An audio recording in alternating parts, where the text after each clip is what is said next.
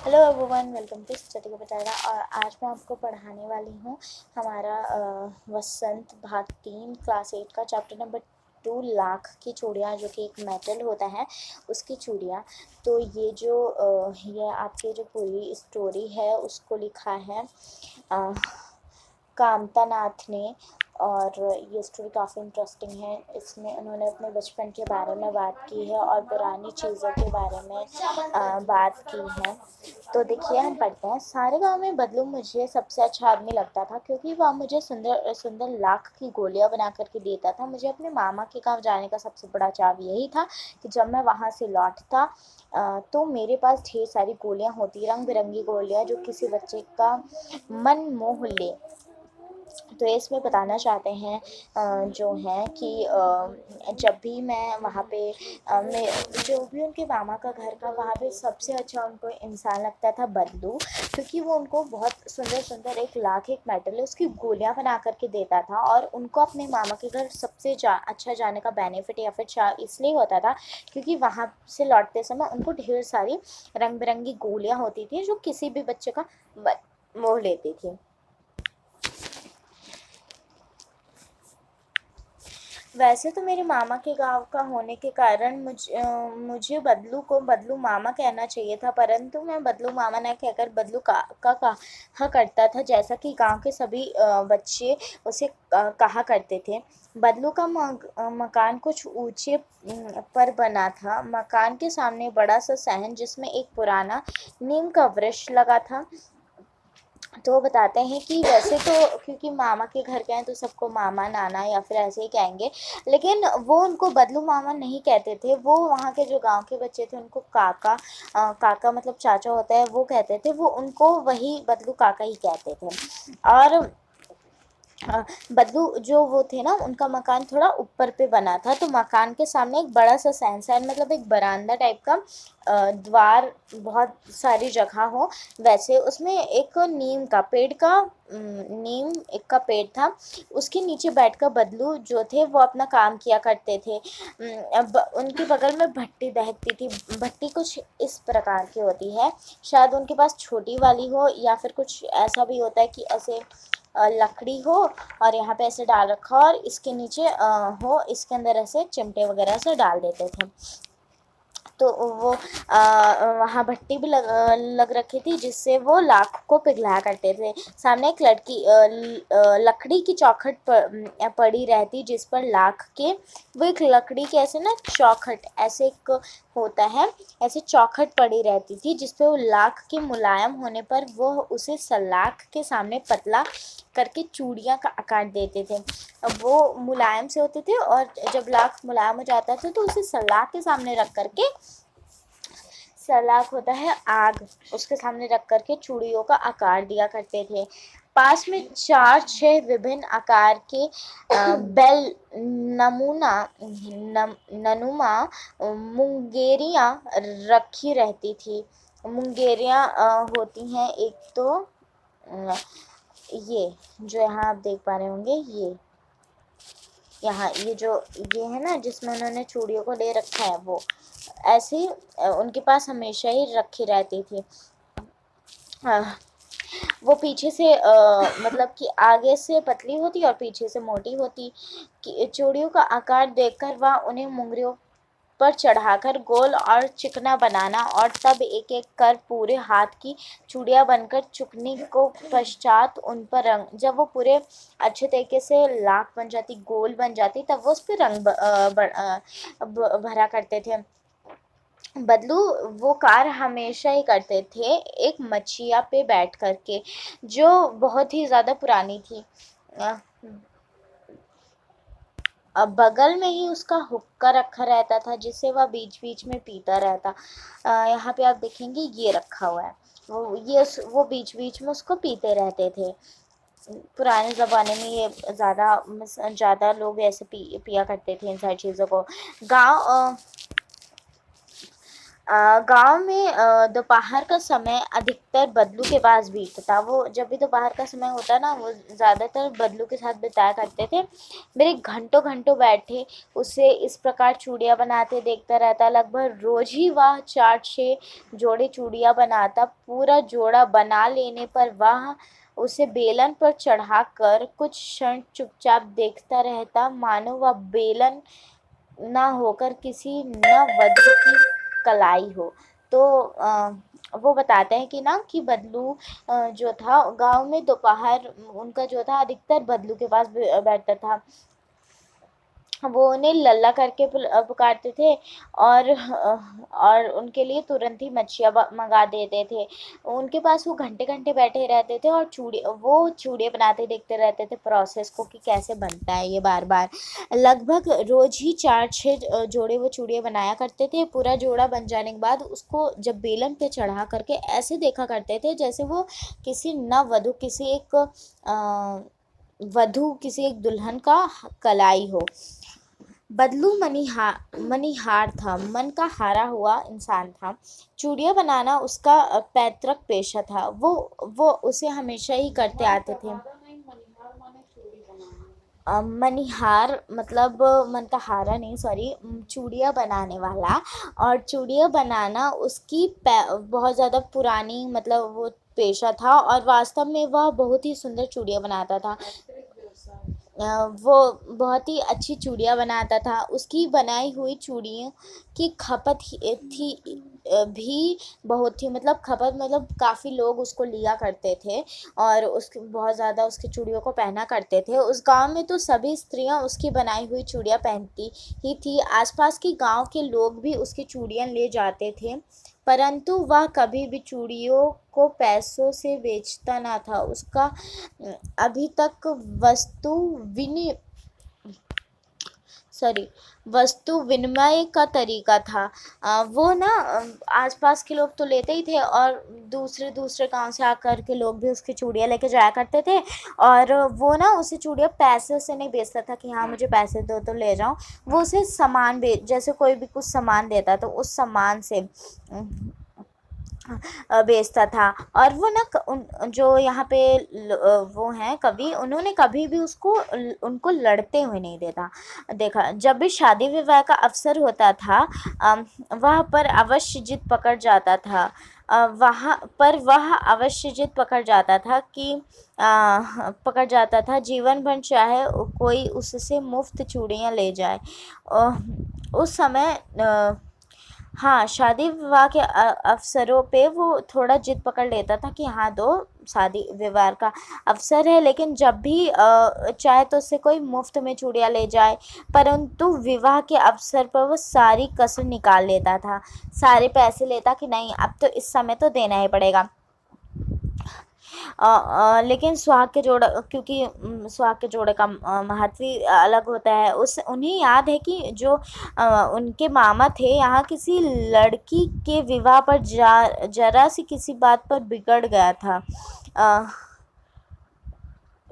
वहाँ पे जब एक बार मतलब मुझे उनके जो मामा थे, मामा के यहाँ लड़की के विवाह पर वो थोड़ा सा ना बिगड़ गया था और फिर उसको मनाने के लिए लोहे लग गए थे। उसको मनाने के लिए लोहे लग गए थे कि हाँ मना मतलब दो। विवाह में इसी जोड़े का मूल्य इतना बढ़ जाता था कि उसके लिए उसकी घरवाली को सारे वस्त्र मिलते, ढेरों अनाज मिलता, उसको अपने लिए पगड़ी मिलती और रुपए जो मिलते सो अलग। उनको इतना महत्व था कि उनकी जो वाइफ थी उनके लिए साड़ी आती, कपड़े आते और उनको बहुत सारा अनाज भी मिलता और पगड़ियाँ मिलती और पैसे तो जो मिलते थे वो अलग ही बात है कि हाँ पैसे तो देना ही है उस समय। यदि संसार में बदलू को किसी बात से चिढ़ थी तो वह की कांच की चूड़ियों से, मतलब कांच की चूड़ियों से उन्हें बहुत ज़्यादा चिढ़ थी। उनको लाख की चूड़ियाँ ही ज़्यादा पसंद थी। यदि किसी भी स्त्रियों के हाथ में उसे कांच की चूड़ियाँ दिख जाती तो वह अंदर ही अंदर कुढ़ उठता और कभी कभी तो 2-4 बातें भी सुना देता। अगर कभी कभी उसको कोई भी मुश्किल से अगर कोई पहनता भी था कांच की चूड़ियाँ, तो वो अंदर अंदर से ना जलन फील करने लगता कि ये मेरी चूड़ियाँ नहीं पहन रहे हैं, बल्कि कांच की चूड़ियाँ लेकर के पहन रहे हैं। और कभी कभी तो दो चार बातें बता भी दिया करता था, भी दिया करता था इन चूड़ियों में क्या है, ऐसा ऐसी सारी चीज़ें। मुझे तो वो घंटों बातें किया उनसे, वो बहुत घंटों तक बातें करते थे। कभी उनकी पढ़ाई के बारे में पूछता, तो कभी घर के बारे में, और कभी यो ही शहर के जीवन के बारे में कि शहर में कैसा जीवन होता है, इन सारी चीज़ों के बारे में। मैं उसे कहता कि शहर में सब कांच की चूड़ियाँ पहनते हैं, तो वह उत्तर देता शहर की बात और है लल्ला। तो जब भी उनको वो कहते तो वो बताते थे कि वहाँ तो सब कांच की चूड़ियाँ पहनते हैं, यहीं सब लाख की चूड़ियाँ पहनते हैं। तो कहते थे कि शहर की बात तो अलग है लल्ला, वहाँ तो सभी कुछ होता है, वहाँ तो सब कुछ ही होता है। वहाँ तो औरतें अपने मर्द का हाथ पकड़कर सड़कों पर घूमती भी हैं, और फिर उनकी कल कलाइयाँ नाजुक होती हैं ना, उन वो मतलब उनको चिढ़ाते हुए कहते हैं कि वो हमेशा अपने हस्बैंड का हाथ पकड़ के सड़कों पे चलती हैं, क्योंकि उनकी कलाइयाँ नाजुक होती हैं। लाख की चूड़ियाँ पहनने तो मोच ना आ जाए, अगर वो लाख की चूड़ियाँ पहनेंगी तो उनके मोच आ जाएंगी। कभी कभी बदलू मेरी अच्छी खासी खातिर भी करता था, मतलब अच्छे से उनका ध्यान वगैरह देना। जिन दिनों उसकी गाय से दूध होता, वह सदा मेरे लिए मलाई बचा कर रखता, और आम की फसल में तो मैं रोज़ ही उसके यहाँ से 2-4 आम खा आता।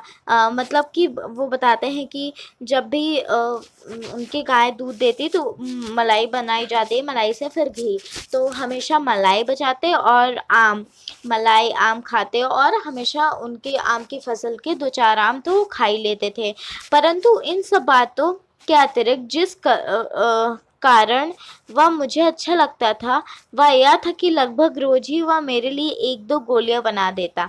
मतलब वो अपने बेनिफिट की वजह से उसे पसंद करते थे कि वो हमेशा ही उनके लिए डेली ही 1-2 गोलियाँ बना ही देते थे। उनके पास बहुत सारी चीज़ें होते थे, और सारी चीज़ें उनकी तो अच्छी थी ही। मेरे बहुधा हर गर्मी की छुट्टी में अपने मामा के यहाँ चला जाता, और एक आध महीने वहाँ रहकर स्कूल खुलने के समय तक वापस आ जाता। वो बताते हैं कि जब भी मेरी गर्मी की छुट्टी पड़ती, मैं तुरंत ही अपने मामा के घर चला जाता, और एक एक या आधे महीने रह करके जब स्कूल खुलता, गर्मी की छुट्टी पड़ती होगी, समर वेकेशन, तब जाते थे। 1 महीने बाद या फिर आधे महीने बाद जब स्कूल खुलता, तब वो वापस आ जाते थे। लेकिन वो अपने मामा के घर 2-3 ही बार जा चुके थे, क्योंकि वो मतलब इसलिए क्योंकि उनके पिता की जो भी शायद गवर्नमेंट नौकरी थी, तो इसकी वजह से उनका ट्रांसफॉर्मेशन कहीं और हो गया था, तो कहीं और चले गए थे, और वो काफ़ी दूर थी, तो इसकी वजह से वहाँ से वो मामा के घर से आ नहीं पाते थे। तो वो वहाँ से काफ़ी दिन, 8-10 साल अपने मामा के घर नहीं आए। वहाँ जब वो वहाँ गए, मतलब मानो अगर वो 10 साल के भी थे, तो 8-10 साल बाद गए होंगे, तो 18-20 साल के होंगे। तो उम, जब भी मैं वहाँ अब इतना बड़ा हो गया था कि मेरे को लाख की गोलियों में बिल्कुल भी रुचि ही नहीं थी। अतः गाँव में होते हुए भी कई दिन तक मुझे बदलू का ध्यान ना आया। मतलब कि वो बताते हैं कि वो जब गाँव गए भी 8-10 साल बाद, तो वहाँ थे भी, तो उनको बदलू का इतना ध्यान ही नहीं आया। मैं लगभग सभी स्त्रियों की काँच की चूड़ियाँ पहने हैं। वो देखते कि सबने काँच की चूड़ियाँ ही पहन रखी हैं, और चूड़ियाँ पहन रखी हैं। विरले के हाथों में मैंने लाख की चूड़ियाँ देखी। विरले कोई होगा तो उन विरले सॉरी कोई है नहीं, मतलब विरले मतलब बहुत कम, इक्का दुक्का या फिर बहुत ज़्यादा कम लोगों के हाथों में उन्होंने लाख की चूड़ियाँ देखी। तब उनको अचानक से बदलू का ध्यान आया। बात यह हुई कि बरसात में मेरे मामा की छोटी लड़की जो आंगन में फिसल कर गिर पड़ी, और उसके हाथ उसके हाथ की कांच की जो चूड़ी थी वो टूट कर लकड़ी टूट गई और पूरे आंगन में बिखर गई, उसके हाथ में भी लग गया और खून भी बहने लगा। तो बात ये थी कि जो उनके मामा थे वो घर पे नहीं थे और उनकी जो छोटी बेटी थी वो आंगन में बारिश के समय खेल रही थी और वो अचानक फिसल गई और उसके हाथों में जो चूड़ियाँ थी वो भी टूट गई और उसके ऊपर उसने हाथ रख दिया, हाथ से उसके खून बहने लगा। तो उन्होंने ही उसकी मरहम पट्टी की। तभी उनको अचानक से बदलू के बारे में याद आया और मैंने सोचा कि मैं उससे मिलने जाऊंगा, लेकिन दोपहर का समय था तो शाम के समय ज़्यादातर लोग गांव वगैरह में घूमते हैं। तो शाम के घूमते घूमते बदलू के घर चले गए। बदलू वहीं चबूतरे पे नीम के नीचे एक खाट पर लेटा था, वो वहाँ पे लेटे थे। तो उन्होंने उनसे बोला, नमस्ते बदलू काका। मैंने कहा तो उन्होंने बोला, नमस्ते भैया। हाँ, उन्होंने उसकी नमस्ते का उत्तर दिया लेटे हुए, फिर उठते हुए। फिर उनको शायद याद ही नहीं था कि ये है कौन, तो वो उन्हें निहारता रहा कि शायद मुझे याद आ जाए। तो उन्होंने बताया कि मैं हूँ जनार्दन काका। उन्होंने बताया, मैं जनार्दन हूँ, आप और आपके पास से गोलियां बनवा कर ले जाता था। तो उनको बीती बातें याद दिलाई कि हाँ, मैं आपके पास से गोलियां बनवा के ले जाता था। उन्होंने अपना परिचय दिया। बदलू फिर भी, वो जो बदलू था वो अभी भी चुप था। उसकी स्मृति जैसे, मतलब वो पूरा अतीत पीछे का समय देखने लगा कि हाँ हाँ ये था, आता था, ले जाता था। फिर वो बोल पड़ा, आओ आओ लल्ला बैठो। उन्होंने बोला कि आओ लल्ला बैठो, काफ़ी दिन बाद गाँव आए। तो उन्होंने जो थे जनार्दन, उन्होंने बोला, जनार्दन उन्होंने बोला कि हाँ, इधर आना ही ना हुआ। और वो चरपाई पे बैठते हुए उन्होंने ये उत्तर दिया। फिर थोड़ी देर शांति रही। मैं इधर उधर दृष्टि, मतलब ऐसे इधर उधर देख रहा था कि हाँ, पहले चीज़ें कैसी थी अब कैसे हो गई हैं। उनको कोई जो मच्छियाँ होती थी जिस पे वो बनाया करती थी चूड़ियाँ ना, वो नज़र आई और ना ही भट्टी। तो उन्होंने पूछा कि आजकल काम नहीं कर रहे हैं क्या काका? तो उन्होंने बोला, नहीं लल्ला, काम तो काफ़ी साल से बंद कर दिया। अब मेरी बनाई चूड़ी तो कोई पहनता ही नहीं है। गाँव में भी जो कांच का प्रचार हो गया है। तो उन्होंने वो फिर बाद में वो थोड़ी देर चुप रहे, फिर बोले कि ये तो मशीन का युग आ गया लल्ला। फिर वो आजकल सब काम मशीन से होता है सब, मतलब शायद गांव में भी अब सब मशीन यूज़ करने लगे होंगे। तो उन्होंने बोला, अब तो सारा काम मशीन पे होता है। अ, अब जो खेत हैं, पहले तो हल से जोते जाते थे, अब तो मशीन से जोते जाते हैं। और फिर उन्होंने बोला कि और फिर सुंदरता तो कांच की चूड़ियों में होती है, लाख में कहाँ संभव है। मतलब उन्होंने बोला कि अब तो कांच की चूड़ियों में ही सुंदरता होती है, लाख में ये संभव है ही कहाँ। लेकिन कांच बड़ा खतरनाक होता है। उन्होंने बोला, जो लाख होता है वो बड़ा खतरनाक होता है, बहुत जल्दी कांच बहुत जल्दी टूट भी जाता है। उन्होंने कहा ताकि उनको थोड़ा सा ना अप्रिशिएटिंग हो कि नहीं, उनकी चूड़ियाँ भी अच्छी होती थी। अ, उन्होंने बोला, नाजुक भी तो होता है लल्ला। कहते कहते उनको खांसी आ गई। वो काफ़ी देर तक खांसते रहे। उनको लगा कि दमा है। तो दमा क्या होता है ना, दमा मतलब होता है टीबी। सांस लेने में दिक्कत होती है और इसमें ज़्यादातर जो फेफड़े लिवर होता है ना उसको कीड़े वगैरह खा लेते हैं। हाँ, तो उनको शायद उनकी मन की बातें पता चल गई और उनका क्योंकि शरीर अवस्था में डल चुका था और वो काफ़ी, मतलब वो हो गए थे। उनकी नसें भी माथे पे दिखने लगी थी ना, ऐसे ऐसे करके दिखने लगती हैं माथे पे नसें, उस तरीके से। और उनको उनकी मन की बात पता चल गई। उन्होंने कहा, दमा नहीं है मुझे, फसली खांसी है। फसली खांसी होती है जैसे कि खसखस वाली खांसी और थोड़ी दिनों वाली। उन्होंने बोला, महीने 2 महीने से आ रही है, 10-15 दिन में ठीक हो जाएगी। और फिर वो चुप रहे। उन्होंने कहा कि चुप रहे। मुझे लगा उसके अंदर कोई बहुत बड़ी व्यथा छिपी है, उनके अंदर बहुत बड़ी व्यथा छिपी है। मैं देर तक सोचता रहा कि इस मशीन के युग में कितने हाथ काट दिए हैं। जो पुराने ज़माने के लोग जो भी काम किया करते थे, अब वो हाथ काट दिए गए हैं, अब उनको काम ही नहीं मिल रहा है। तो कुछ देर फिर शांति रही जो मुझे अच्छी नहीं लगी। उनको शांति अच्छी नहीं लगी, तो उन्होंने पूछा कि आम की फसल कैसी है काका। इस बात का उन्होंने विषय छेड़ा, तो उन्होंने बोला अच्छी है लल्ला, बहुत अच्छी है। और लहक कर उत्तर दिया कि अंदर अपनी बेटी को आवाज़ दी, लहला कर ये उत्तर दिया, फिर अंदर अपनी बेटी को आवाज़ दी, अरे रज्जो, लल्ला के लिए आम तो ले आ। फिर मेरी ओर मुखातिब होकर बोला, मुखातिब मतलब थोड़ा सा ना ऐसे प्लीजेंट होकर के, अभी तक तुमको आम मैंने नहीं खिलाया, मुझे माफ़ करना लल्ला।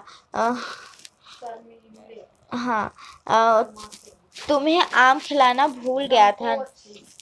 संकोच से उन्होंने बोला, नहीं नहीं काका, आम तो इस साल बहुत खाए हैं। उन्होंने बोला, आम तो बहुत बार खाए हैं।